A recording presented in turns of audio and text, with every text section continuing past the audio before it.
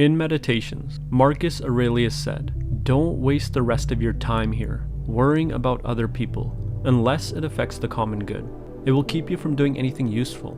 You'll be too preoccupied with what so-and-so is doing, and why, and what they're saying, and what they're thinking, and what they're up to, and all the other things that throw you off, and keep you from focusing on your own mind." In my opinion, Marcus touches on the main issue that holds people back in life: being attached to what other people think of them. So I'm going to explore this idea through a dialogue. In Shinjuku, when the clock strikes midnight, a small bar opens up for a few hours. Few people visit it, but the ones who go know what they're looking for.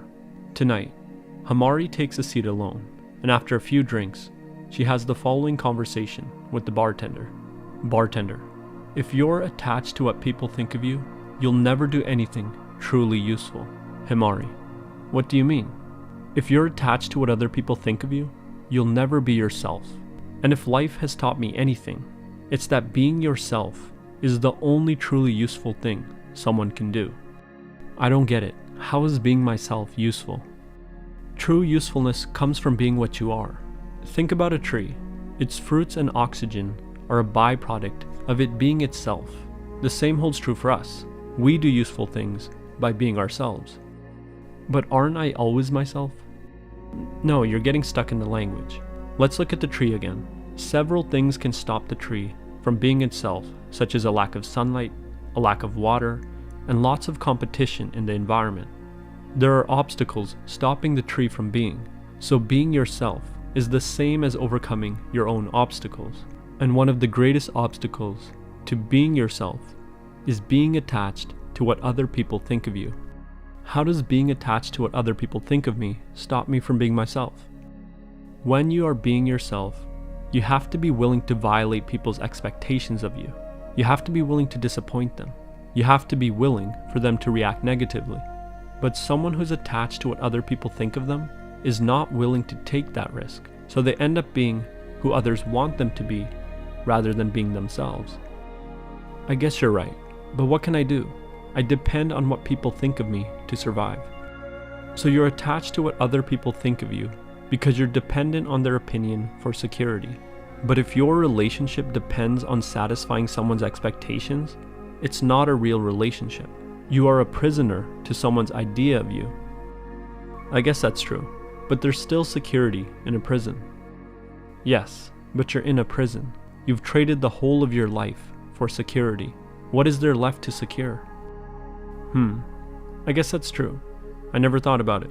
But no matter what I do, or where I go, I'll always depend on people's opinions for security. That's how the world is, isn't it? If you sell water in a desert, does it matter what people think of you? If you can truly produce something of value, their opinions do not matter. I guess you're right, but how do I make something of value? That's like asking how the tree makes its fruit. I'll put it like this. A tree is imprisoned by a lack of water, sunlight, and competition. When the tree breaks out of these prisons, when it becomes completely free, the fruit is the natural outcome. It's not about how you can produce something of value, but how you can become free. When you break free of all your prisons, your fruit comes of its own accord.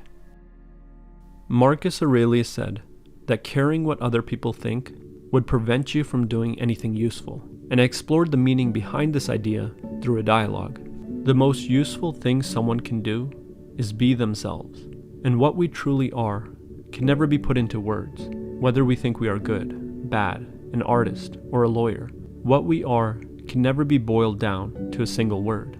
When we say I am a wife, or a mother, or a musician, or a lawyer, we're taking one tiny sliver of our memory and identifying ourselves with it. We're more than our memories. Being yourself is the same as overcoming your own problems, and truly overcoming your own problems is what allows you to help others overcome theirs, which is why true value lies in being oneself. But as long as we're attached to what other people think of us, we will always be what people want us to be rather than being ourselves. And if we abandon ourselves, we abandon our ability to be truly useful to the world. And if we abandon our ability to be truly useful to the world, we abandon what is perhaps the only form of true security. On the other hand, when we be what other people want us to be, we have the security of a prisoner, which is security in exchange for life. And that's really not any security at all. But at the end of the day, this is just my opinion and understanding of Marcus's words, not advice. Feel free to use this information however you like. And if you have a different take on Marcus's words, I'd love to hear your perspective in the comments.